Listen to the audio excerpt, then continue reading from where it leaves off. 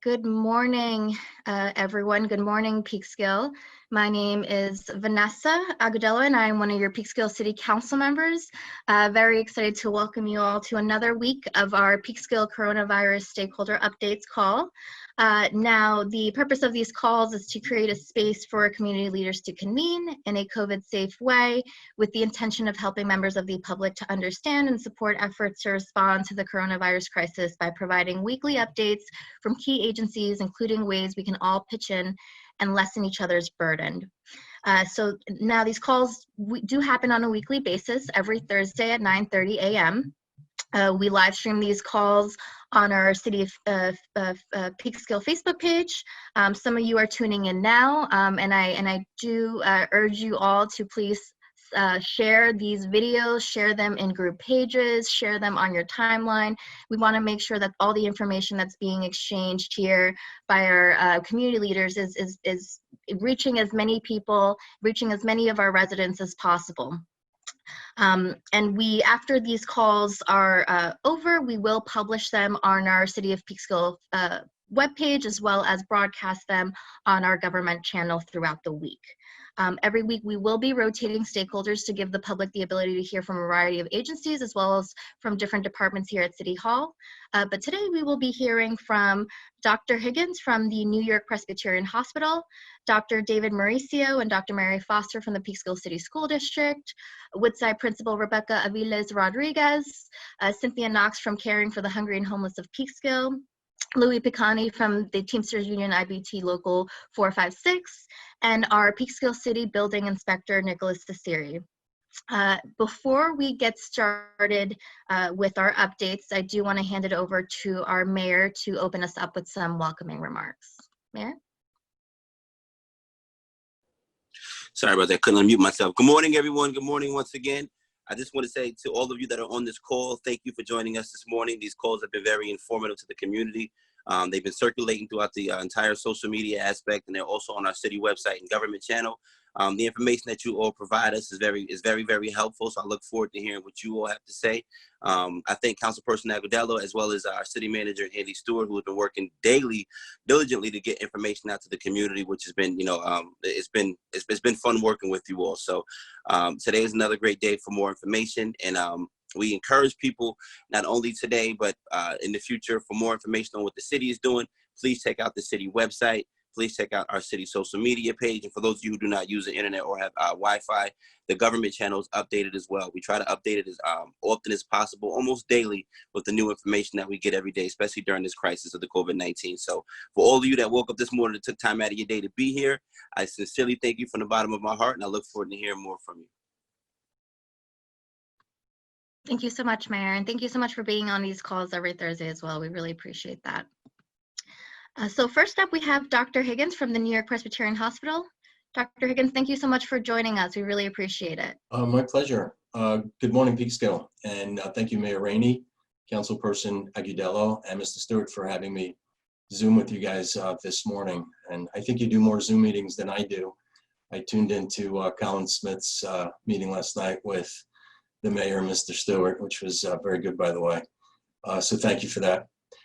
I'd just like to start off by thanking all my colleagues in medicine, in nursing, first responders in Peekskill, the people I work with at Hudson Valley Hospital, including our dietary workers, environmental services, therapists, volunteers, all have gone above and beyond their call of duty throughout this crisis that started in late February.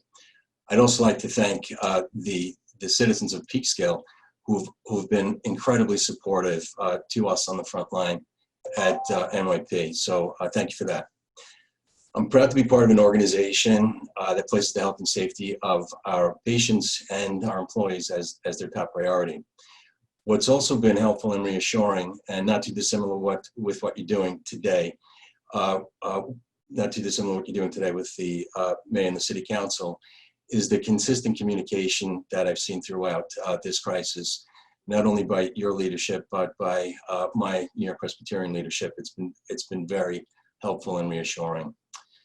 So NYP's implemented some vigorous policies and procedures right at the start of this pandemic that obviously adheres to government guidelines. Some examples are we test each and every patient who comes into NYP Hospital for COVID-19 before any admission or any type of surgical procedure. We've greatly expanded our telehealth services tremendously right from the start of this process. And we've had to limit the number of visitors that we have, not only in our medical offices, but in the hospital itself to maintain social distancing. Just a few words regarding telehealth, which, as many of you know, is a video process that's over a secure connection. It's relatively easy to do through an NYP app that you can get through Google Play or the App Store. These video screenings help our doctors provide a safe and convenient environment for our patients and determine if a patient actually needs to be seen or not. And to give you an example, before the pandemic started, we struggled getting some guidelines into our telehealth process, but we were able to take advantage, unfortunately, of a good pandemic, and we changed our workflows within a week to now we have over 6,000 telehealth visits.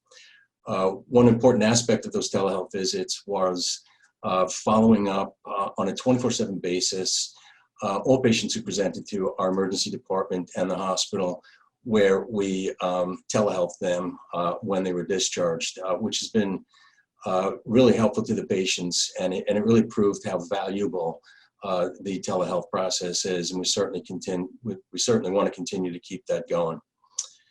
Let's see what else. We also have virtual urgent care at NYP, which connects our patients to emergency medicine physicians and pediatricians that will assess them and decide if they need to be seen or not.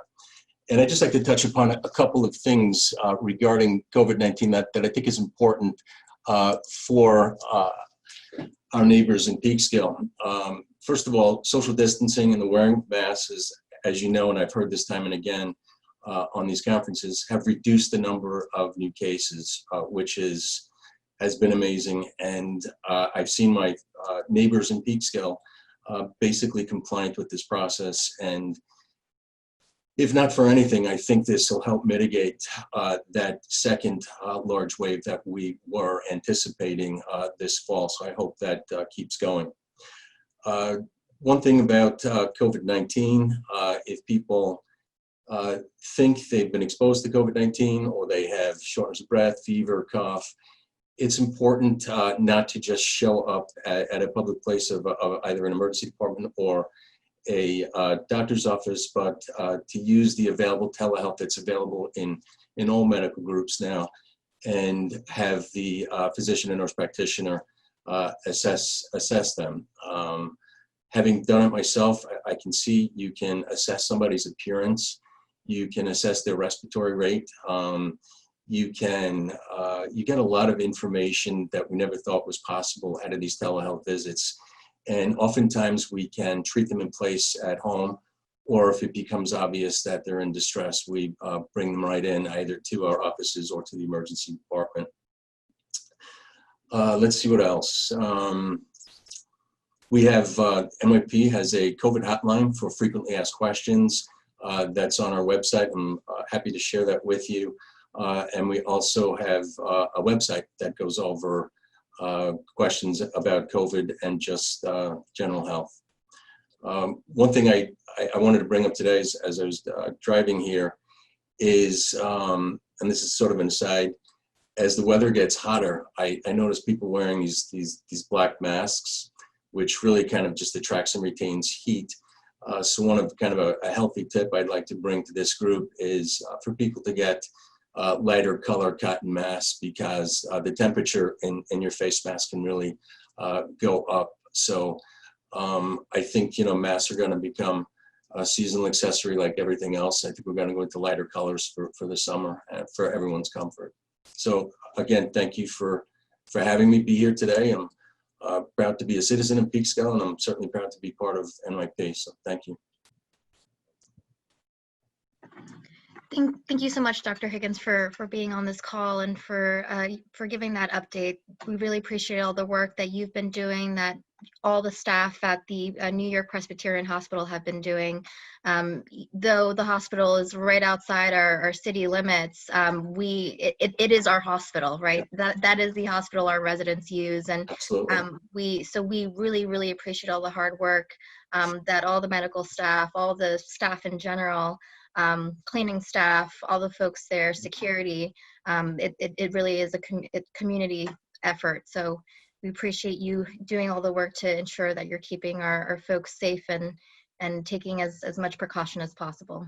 Thank you. It's one thing we've really come together as a team, and I'm glad you brought up security, because without security, environmental services, dietary, we've all become a team throughout this just surge of patients that came in the hospital, and I could not be more proud of the team we have at NYP, a lot of whom live in the city of Peekskill. Absolutely, and we definitely thank and appreciate them as well. Thank you. Does anyone have any questions for Dr. Higgins? Yeah, I have one actually, Dr. Higgins. It's coming in on Facebook, where we have about 22 people watching right now. We usually get somewhere in that number, and then about several hundred clicks after the fact. But the question is, if we do not think we have been exposed, is there any reason to get a test or an antibody test? That's a great question. And I think it's a good idea to get a test or an antibody test as they become more available, and that will only help our tracking numbers as we get into the fall. So my answer would be yes.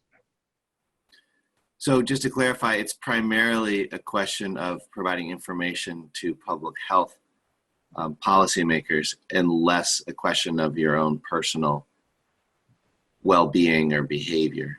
Correct, and I think we should all walk around assuming everyone has it, and that's the reason for the masks. And I know this city council has gotten into this before, but I think it deserves repeating. Wearing masks is not for my protection or my comfort. It's for yours, because none of us know if we are asymptomatic carriers or not, and you can run into a vulnerable person and infect them. So the assumption is we're all infected. When in public, we wear masks. So it's only really a matter of respect, and I've heard the mayor say that in the past. Can I just ask a follow-up on that? I don't know if it's a question you have an answer to. Sure. But there have been calls for more testing centers, and there are private sector, businesses promoting and offering antibody testing to the public. Do you have any particular comment about that sort of strategy? Because I'm not sure whether we should be sort of pouring a lot of resources into trying to attract and develop antibody testing sites locally, or if that's essentially premature. Or yeah, I think it might be a bit premature, because I know Columbia University, while Cornell really got to the fore in a relatively quick period of time, but went through pretty rigorous quality tests to get to the testing that we have right now. And I know there's been some data out there that some of these proprietary tests have proven not to be useful at all. So I think I'd be really careful about going to some of these drive-by antibody tests, unless it's with a legitimate organization. Thanks. Thank you. I do have one more question for the doctor from Facebook, which is probably one you may not be able to answer because of health confidentiality. But the question is, how many COVID-19 patients has the hospital seen? A question I can answer is, I do know in the entire NYP system, we've discharged over 7,000 patients. Thank you. Thank you. Thank you. Great. Now, next we have our team from the Peekskill City School District. I'll hand it over to Dr. Mauricio. I'm not sure who wants to start off. Sure. Thank you, Councilperson Agudelo, and thank you to everyone from the city leadership. Very informative, Dr. Higgins. I appreciate everything that your hospital does. I've taken my mother there, my wife there, and my daughter there, and we have received superb service, and it's been a wonderful hospital over the 2 years we've been there. So here in Peekskill. So thank you so much. Welcome and hello from the Peekskill City School District. Just want to share just a brief updates and really want to give the time to our principal, Rebecca Aviles Rodriguez, who's an extraordinary leader at Woodside Elementary School. But I just had a few updates. One is we are now enrolling for pre-kindergarten, as parents are having to make some very tough choices about where to place their 3 or the 4 and 5-year-olds into pre-kindergarten. Just want to let you know we have space available, and we have a dual language program where your children will learn English and Spanish starting in pre-K, and that will go all the way up to Woodside, then to Oakside, then to Hillcrest. And the whole purpose is that they will be bilingual, biliterate, and bicultural by the time they graduate from high school. And so please take advantage of that, and it is free. So it is a free option for families, and I know many people are looking for quality educational programs. Think of Peekskill City School District. With that also, we are hosting our virtual school tours. That'll start next week, and every single school will have a virtual school tour. You'll meet the principal, they'll tour you around the building, virtually of course, and you'll hear all about the great programs. We have space available. I have neighbors who I've spoken to, and some are making some really tough choices about private school versus public school across the nation. And this is a great way to see what we offer. And as people have to make some financial decisions, we want them to think about Peekskill City School District as a first choice. So make sure you take advantage of that. That information will be on our website.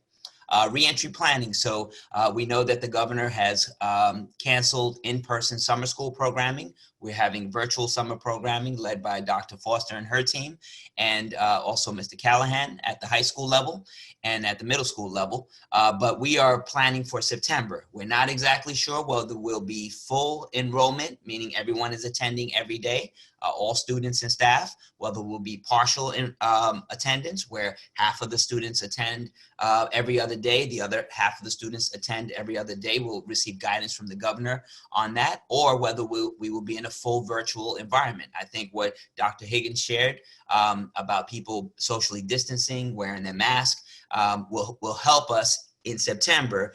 If we keep, the virus at a low level, then we can open up our schools. So just think about it also about health, but also our children need to be in school. So let's all wear our mask and socially distance.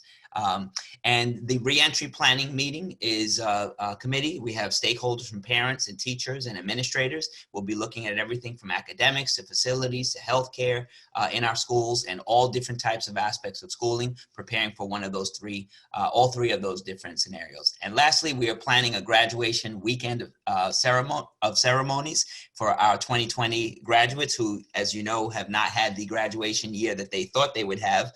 But we have a whole weekend planned for them, very special activities, and I'll share that at our next call-in so that I can turn it over to Dr. Foster, who's going to give you a brief update about childcare.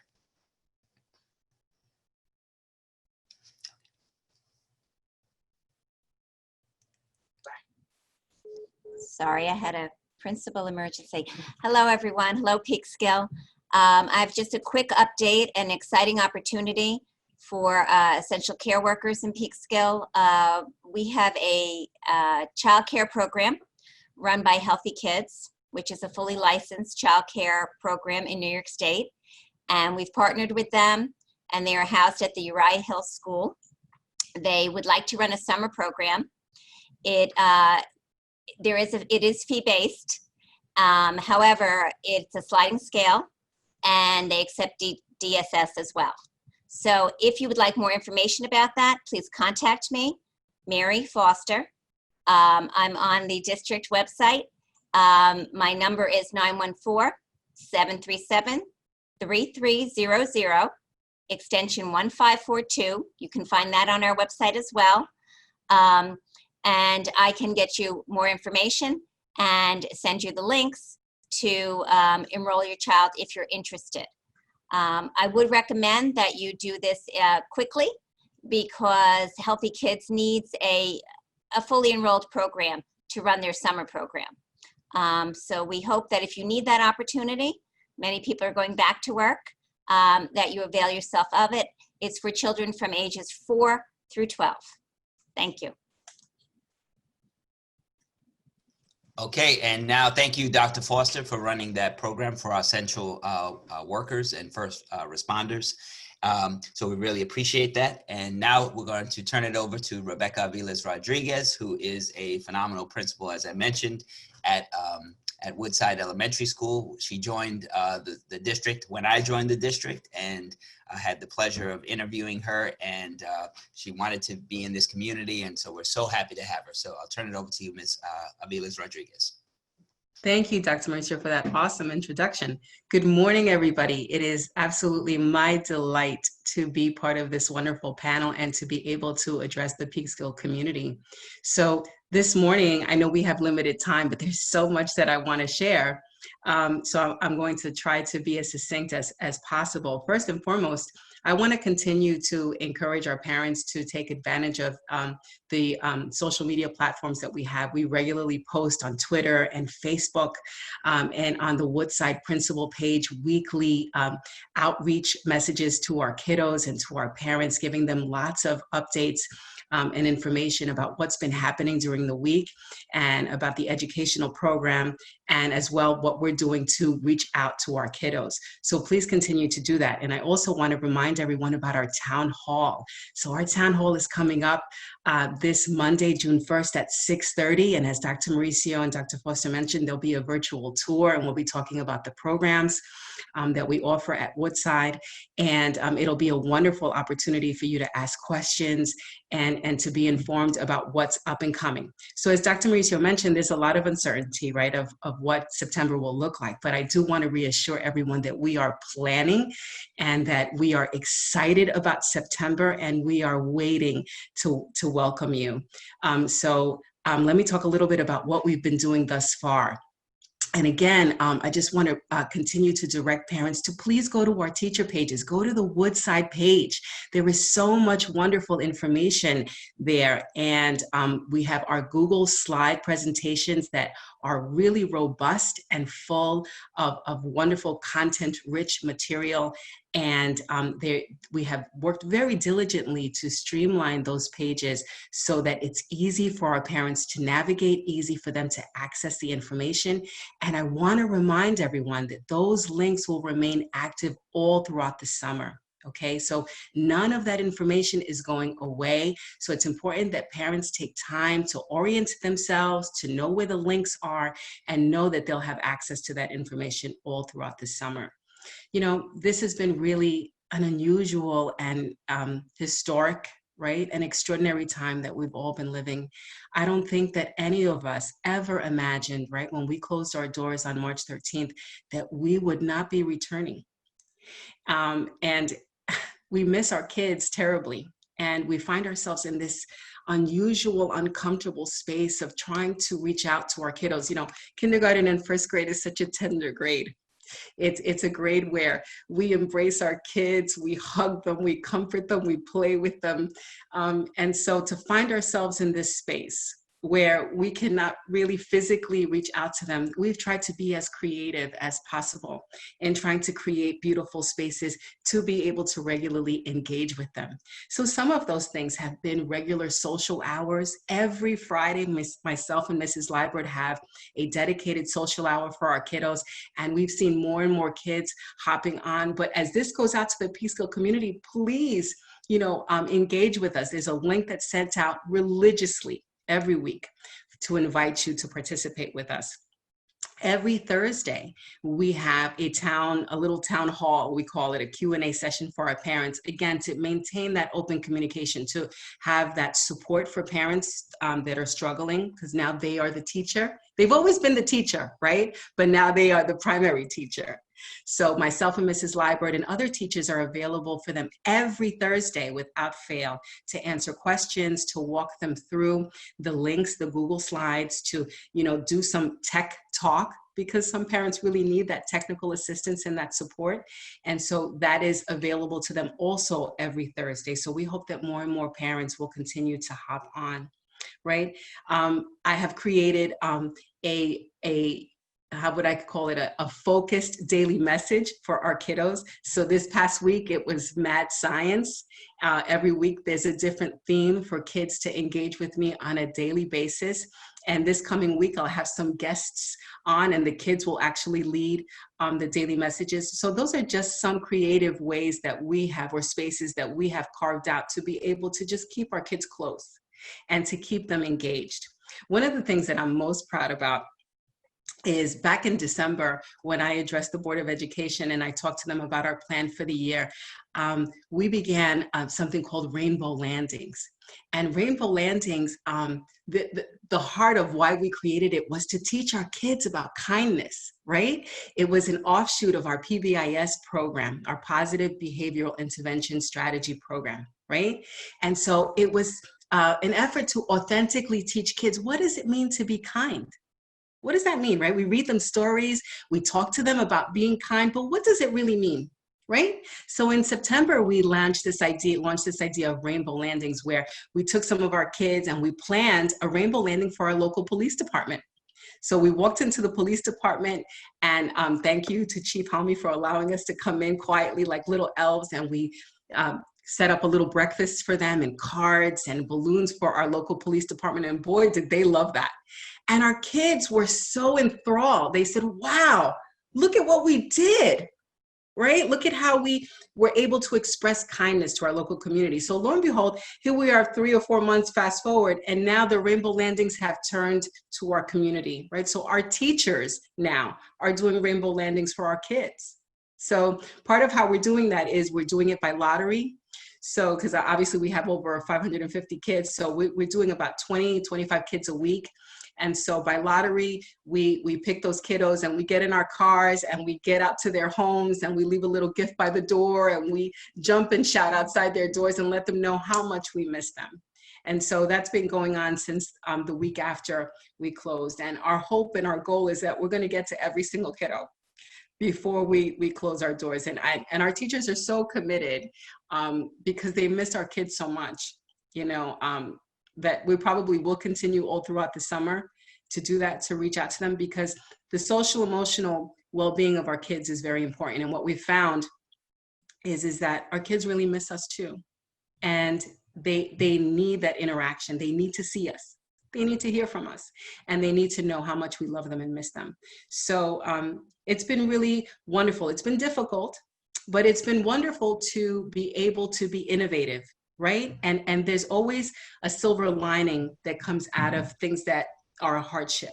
And so what we're trying to do at Woodside is we're really trying to just let our kids know that even though we go through difficult circumstances, right, there's always something good that will come out of it. And what I believe is that our relationships are stronger now.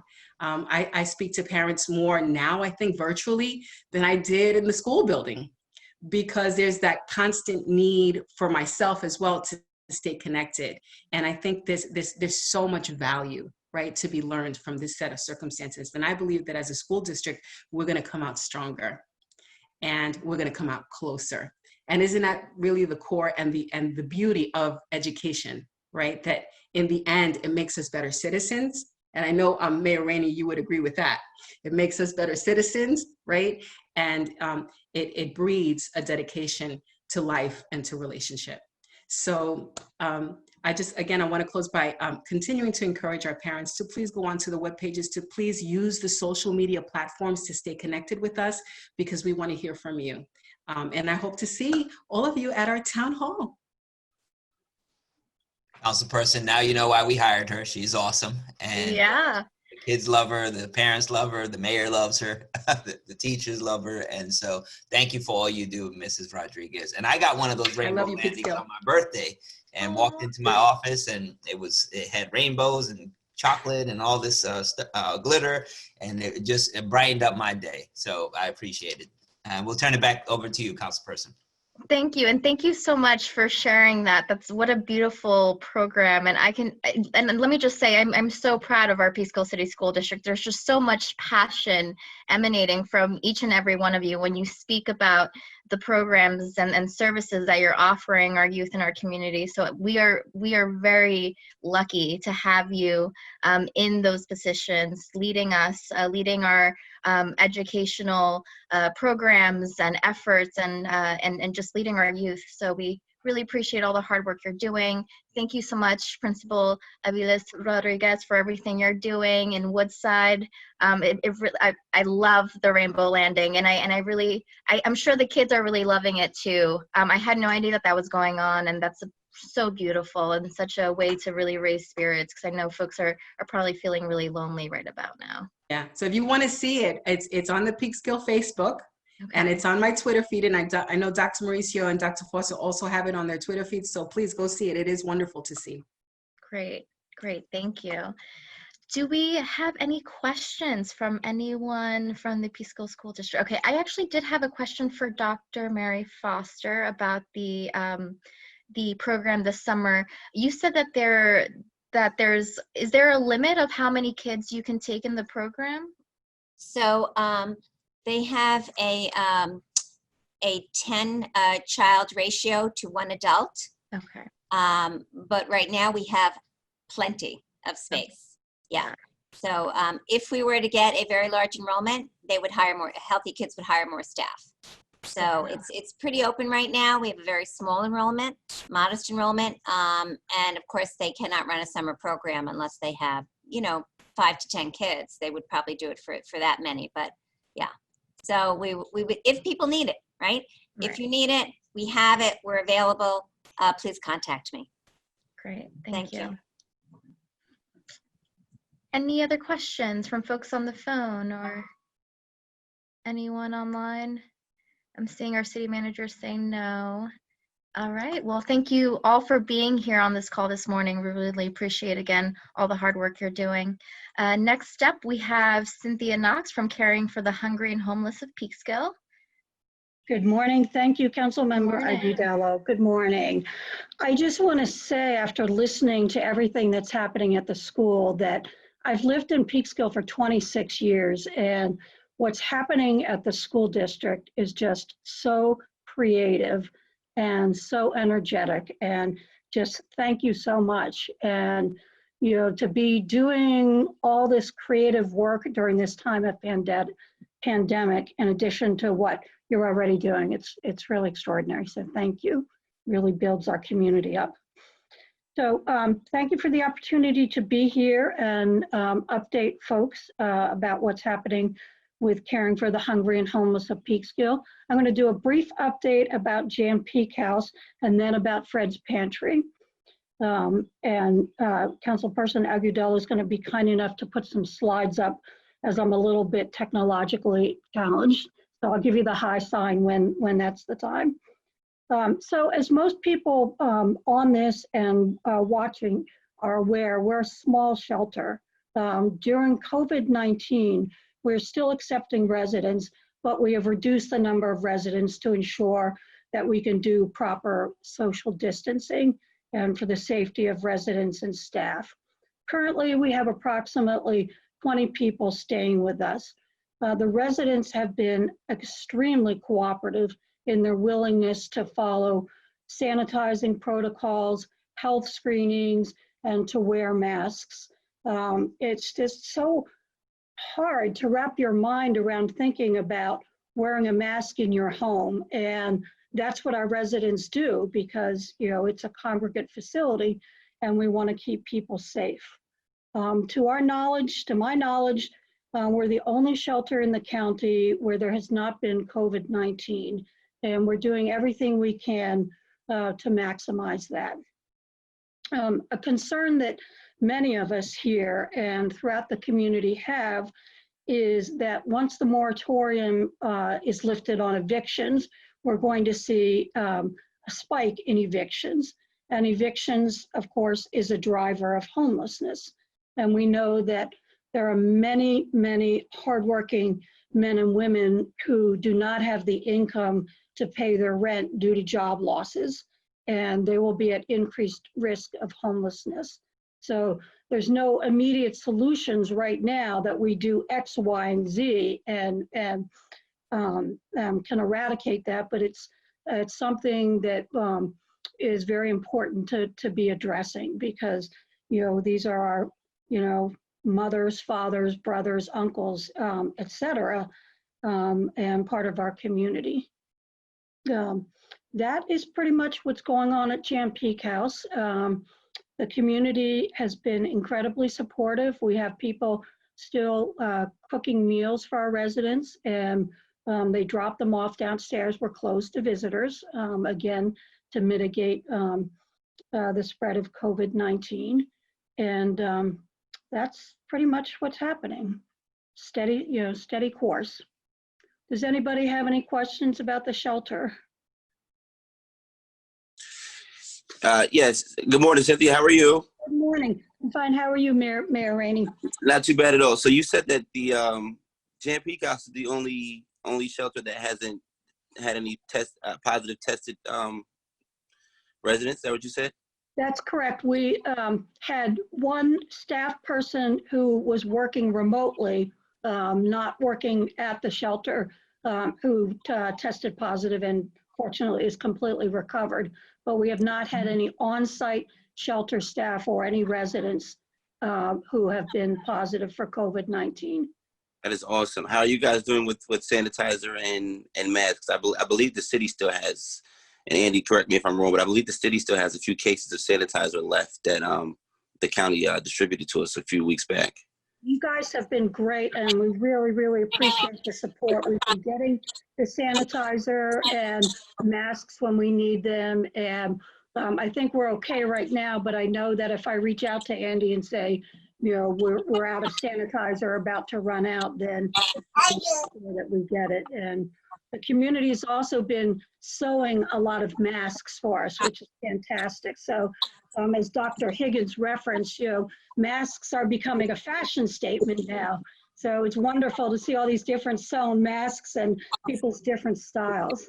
Yeah, great. All right, so that's all I wanted to ask. And to the school district and to Dr. Higgins, I know we distributed some sanitizer to the healthcare center recently, but the county gave it to us to give out to our essential businesses. So Dr. Mauricio, if you need some for the school district buildings, or, you know, Dr. Wiggins, if you need some, you know, as long as we have it, we'll be happy to give it to you, and we'll make sure it gets to you as soon as you let us know.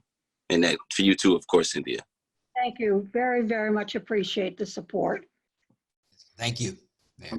Council member, would you mind putting up the 2 slides now? I will do so right now. Just one While we're doing moment. that, can I throw in a question I've got on Facebook for Cynthia? Absolutely. The question is, can Jan Peek residents stay at the facility during the day, or are they required to leave? They stay at the facility during the day. They are not required to leave. Years ago, clients who were not residents but were drop-in clients were required to leave early in the morning. And that has not been the case for a considerable period of time. Don't remember what year exactly, but they stay there throughout the day. Huh. Thank you. Welcome. Alrighty, Cynthia, you're all set up. Thank you. So I think everybody on this call and everybody is watching is aware of the critical need for food in the community, and that the school, the Rotary, and many volunteer groups have stepped up to provide needed food. And you can see from our slide for Fred's Pantry, since March 20th, the number of individuals needing food has increased almost 400%. So if you look last year, we had a little bit of an increase, and now compared to this year, it looks like nothing, right? So an almost 400% increase to almost 4,000 individuals in a 9-week period. And each individual represents 3.8 other individuals. And you come up with that number based on household size. So, you know, we used to serve between 100 or 120 individuals a week, which would be like 1125 at the max. So this is happening within the context of the other food distributions in the city. Can you go to the next slide, Vanessa?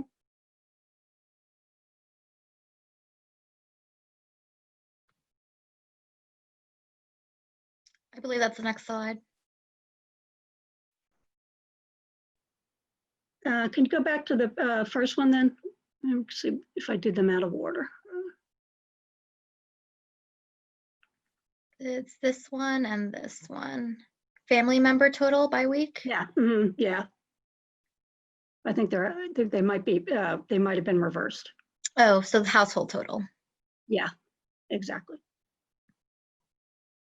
So you can see that that's a 380% year-over-year increase.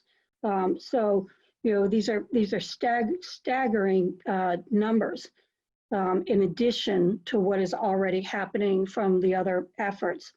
So we're working with the city on food distribution to seniors. The director of the senior program has a good system for distributing food to seniors who can't get out. And we in the school district are working with him to provide the groceries for that. And we're trying to assist with coordination of food distribution.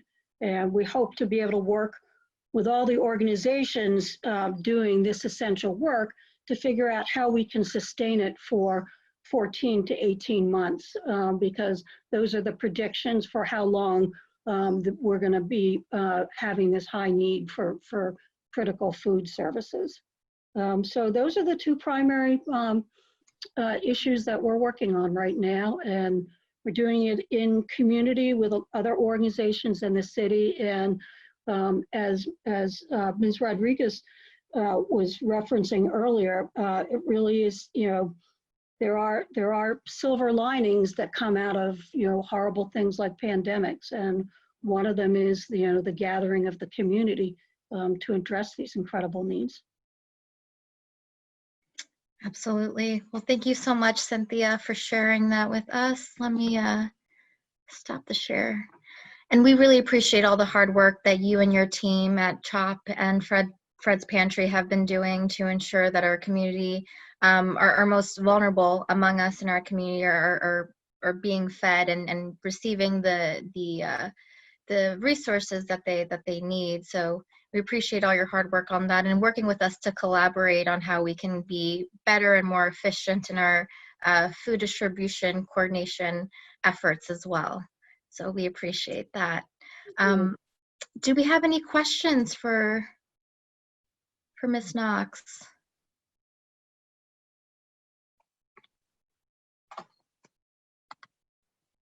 Not seeing any questions.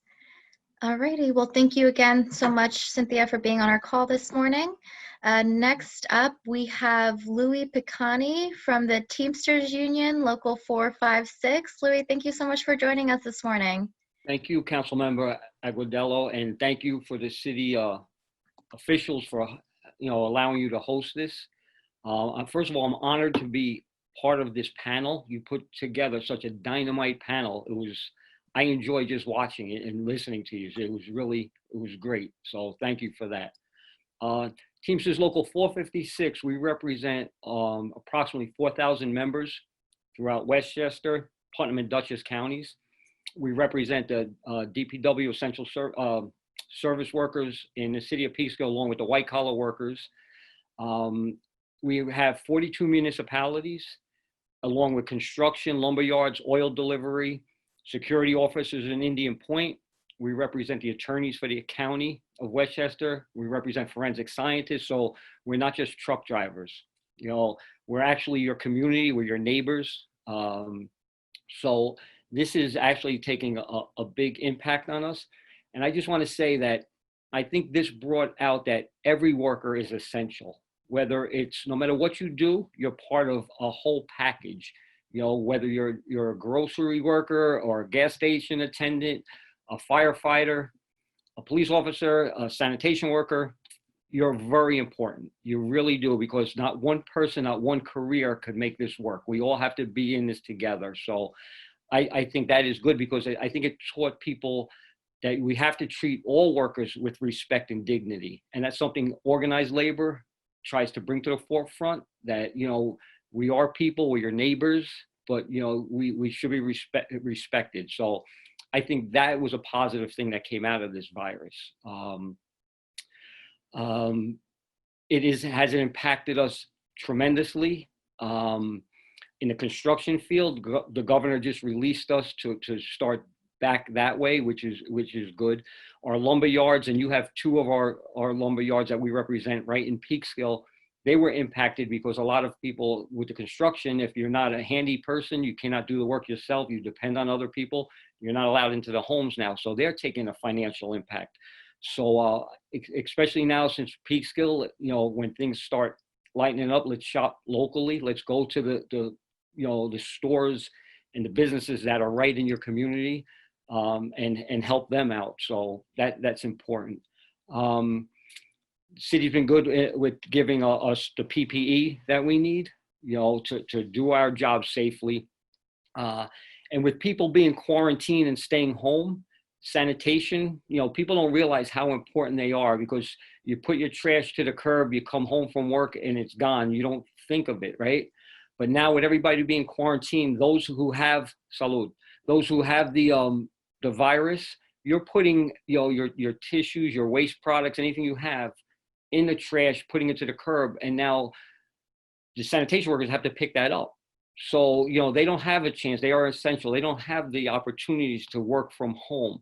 So they are exposed every day. You know, the governor has the signs of New York strong, you know, and we are Teamster strong. You know, we're doing the job. In the back of our minds, I'm sure that there is fear, because you don't want to bring anything home to your loved ones or to yourself. But yet day in and day out, we go out and we do that. You know, we pick up the garbage.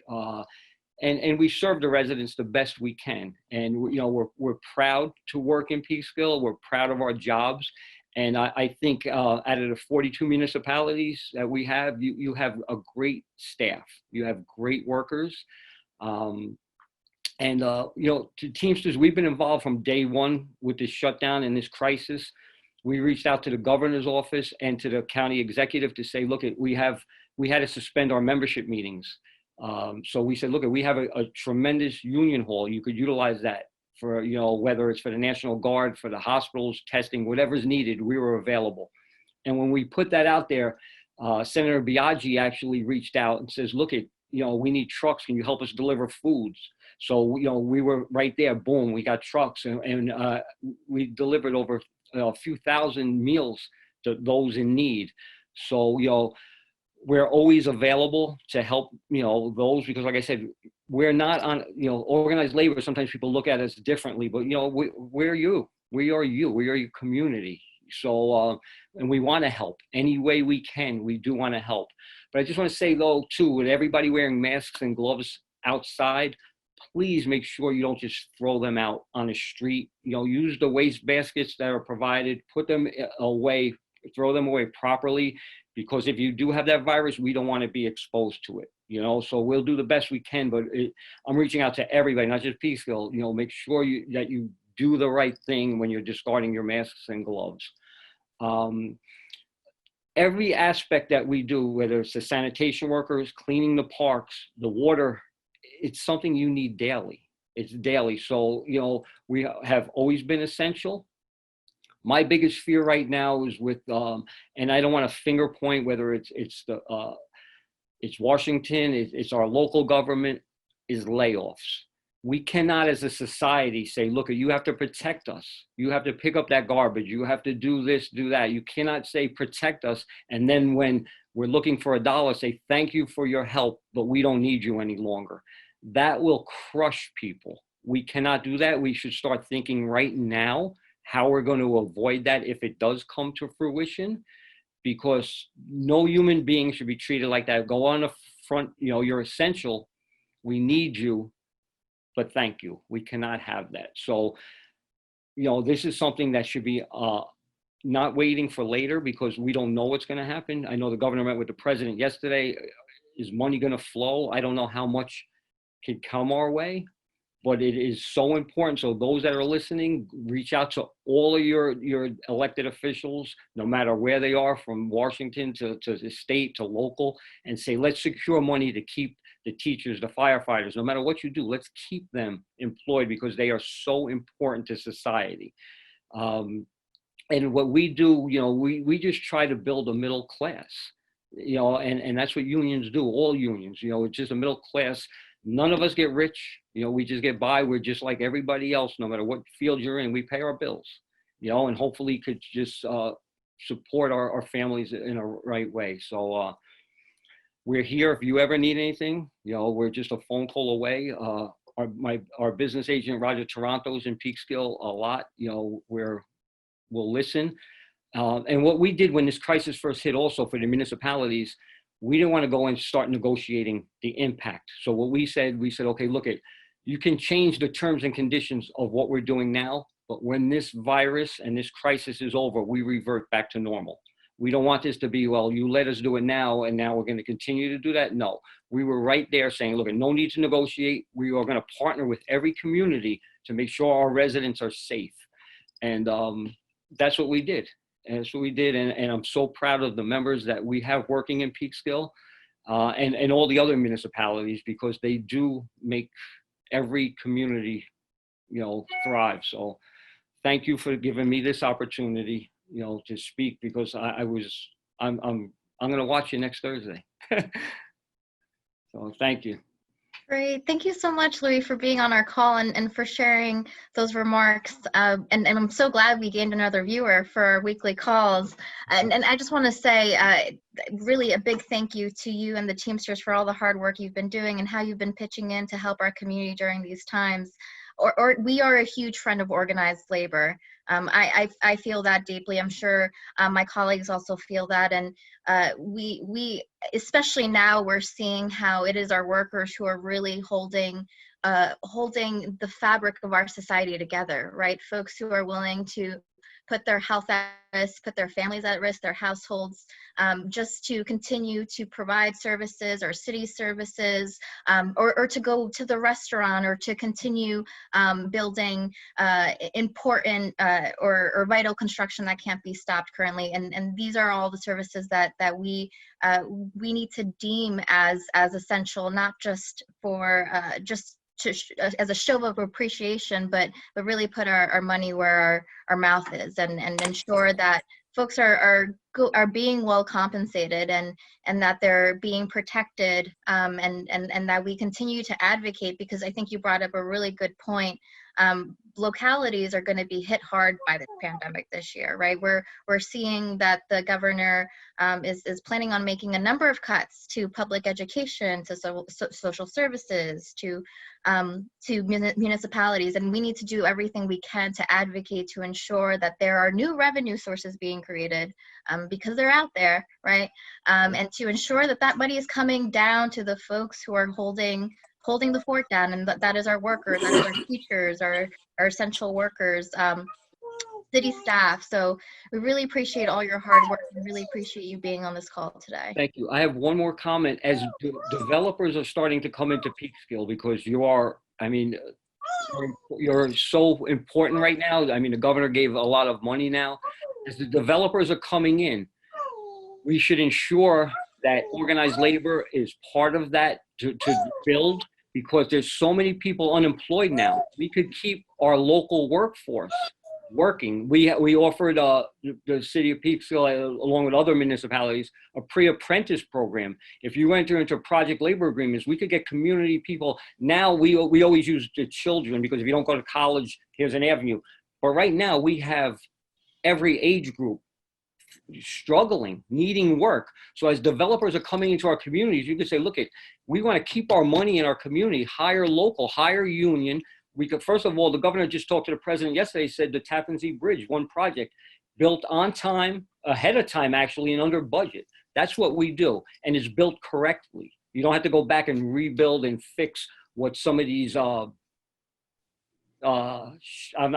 shady contractors come in and do. They take the money and run. We're here. We're here. We're going to live here, And I think we should really grasp that right now.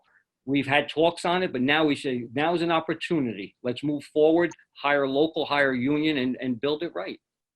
Thank you. Absolutely. And we look forward to partnering with you in doing so. Thank you. Absolutely.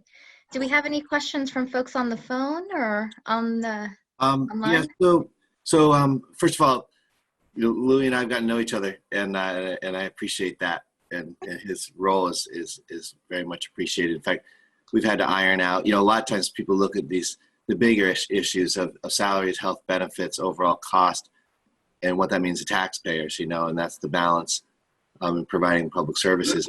There's also a lot of work together with the union that goes into just managing, dealing with communication issues with employees.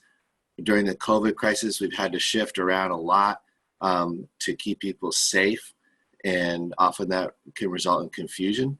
And the union really has been great with helping to communicate with employees, to get issues addressed, and to clarify when we really are all on the same page on things. And that's been important and very much appreciated. The question here is, it's kind of an interesting question. It says, does your union allow for furloughs? And I guess I'll let Louis take a stab at that one. But just frame it as it is a question that goes kind of directly to the heart of the matter of when a city like ours is facing a $5 million shortfall in revenues without the ability to just generate new revenues. How we go about providing the essential services is a tough one. We're not proposing layoffs right now. But the furloughing is actually a policy that is, maybe you could even speak to other municipalities, Louis, who are perhaps have engaged with you on the question of furloughs, because that is a policy element that exists. Well, furloughs, since the 2008 decline when the banks, basically this country was in ruins, as everyone knows.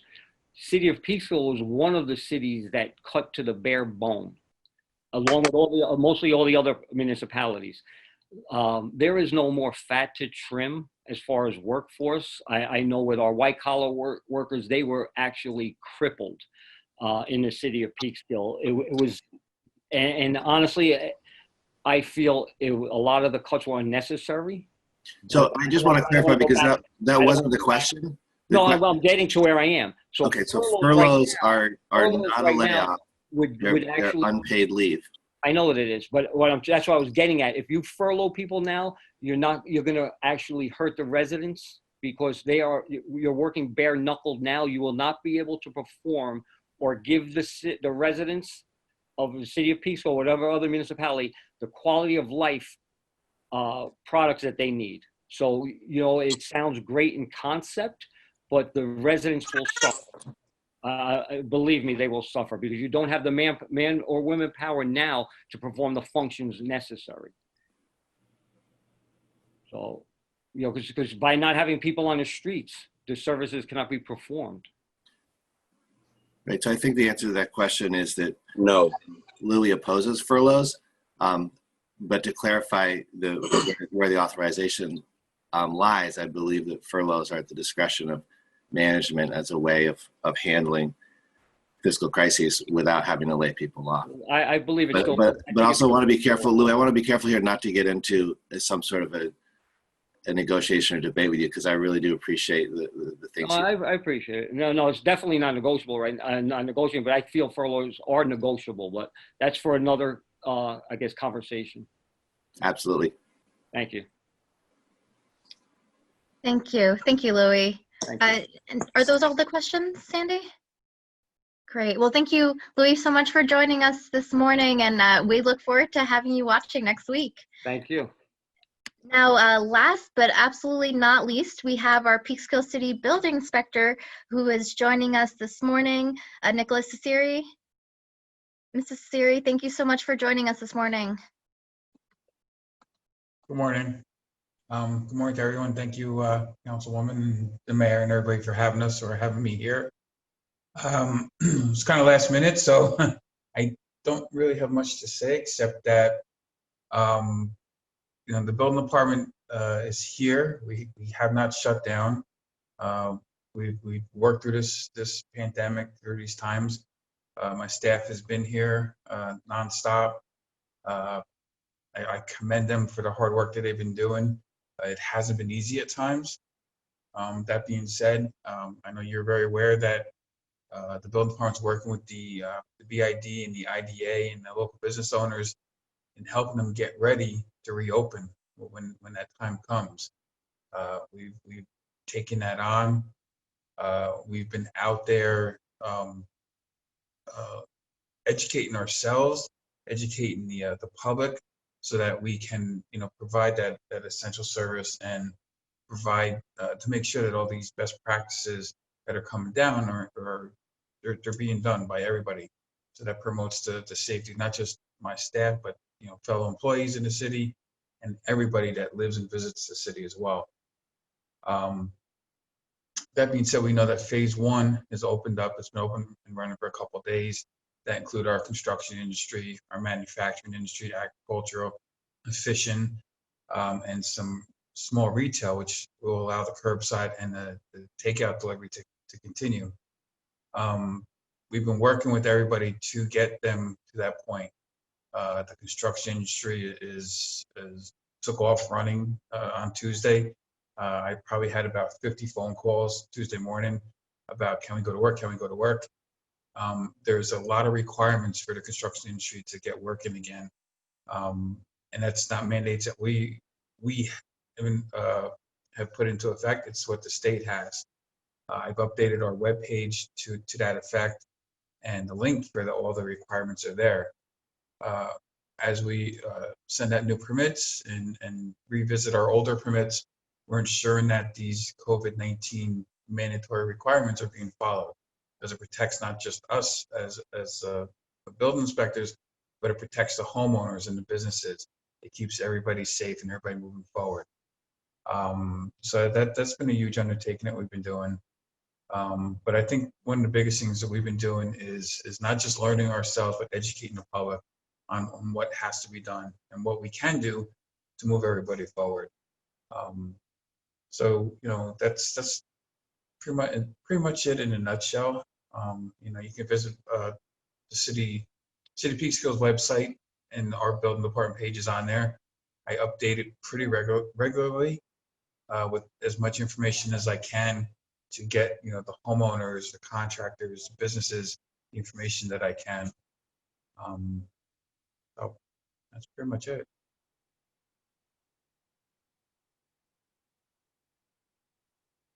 I just wanted to add in, if I could, to Nick's comment, which has really been helpful, that we've started this weekly kind of rundown with the business community, the BID, the chamber, and some local restaurants and other businesses. It's been super helpful for these businesses as they try to navigate the new requirements the state is imposing on their opening, to have a direct line with the building inspector in the city.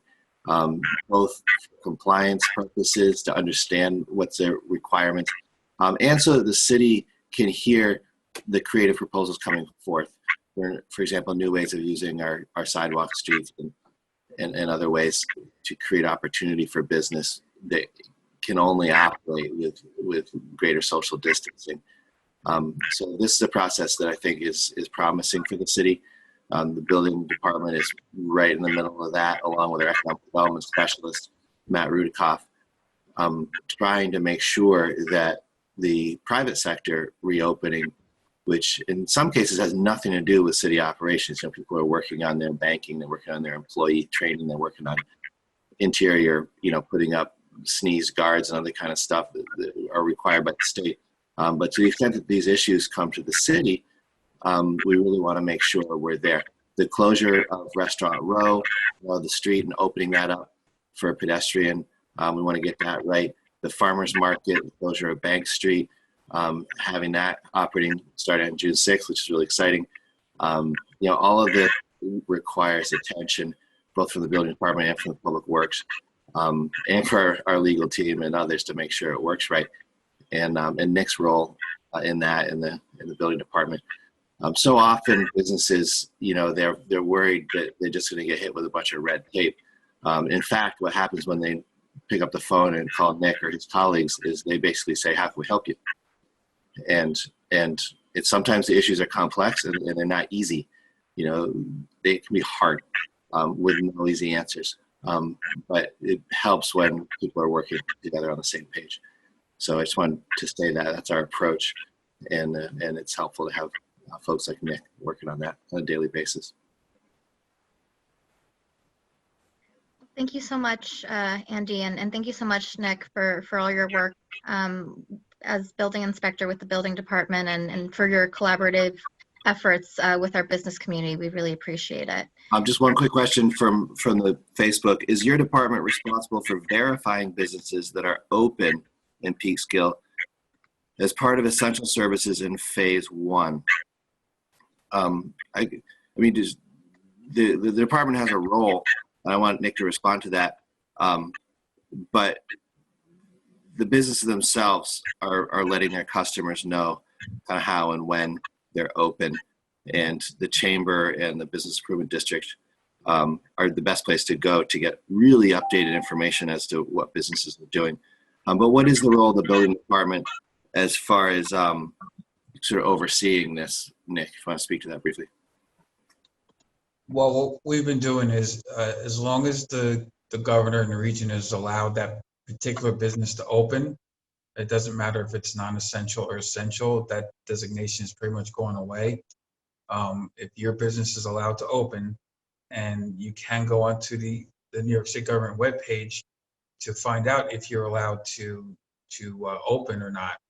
You have to put in I think it's your EIN number or whatever business number you have for your business, and it'll tell you if you can open up or not. If you cannot open, it's not like we're going to come down there and put padlocks on your doors or anything like that. Again, it's about education. It's about trying to get you open as fast as the state's going to allow. So, and we run into that situation a couple of times already. And can the business open? And we look at it as, yeah, they can, but they have to make some adjustments, and that's what we've been doing. And again, we've been assisting the businesses that are there. If we do have to have a particular business shut down, we explain why and when that phase that they're going to be allowed to be open. And just because the phases are set up the way they are right now, it doesn't mean they're going to change. They're not going to change. They're constantly in flux at the moment. But right now we're concentrating on the phase 1 businesses that can open. We're looking ahead to the next phases and how we can get those businesses ready to open when the buzzer goes off. Thank you. Do we have any other questions?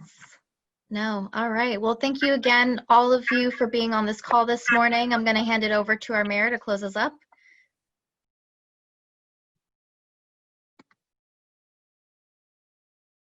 Mayor Rainey. Once again, thank you all for being here as usual.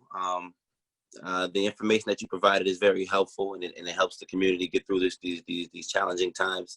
I look forward to continuing our collaboration with the school district. I do want to give a special shout out to the school district. We had an unforgettable parade a couple of weeks ago that people are literally emailing me and writing me messages on Facebook saying that they were shaking, they were in tears, they were just so excited to see not only the fire department and the police department, but the school district staff and teachers. And it just made a lot of the families and the children feel like the school really cares about them, which they really do. So your work has been phenomenal. And I thank you all, Cynthia and Chop and HRH Care. You've all been phenomenal. We've been working collaboratively over the last couple of months. And as Cynthia mentioned earlier, there's so many people in the community that have been coming out to just show face and stand up and work together to get through this crisis as a unified city. So it means a lot to work with all of you. And Nick, me and Nick email each other probably at least twice a week now, just on different things that the community is trying to do as far as, what they can do in the building department, what they can't do during this crisis. So it's important that the information that he provides is understood, and he makes it very clear when he responds to people. And Louis, it's always a pleasure to talk to you, man. There's a lot that we discuss. There's a lot more that we have to discuss. But you know, we appreciate your leadership for the union and for the labor workers and all that they're doing during this crisis. I know they're essential workers too. So I thank you all for joining us this morning. I hope nothing but the best for you all, and I hope that you all stay safe. Be careful, be cautious. And again, for those of you watching, for more information on how the city's handling the COVID-19 crisis, please check out our city website at cityofpeekskill.com. Please check our social media page, City of Peekskill, and also check the government channel. And if anything, be safe, be cautious, and continue to practice safe distancing. Thank you all.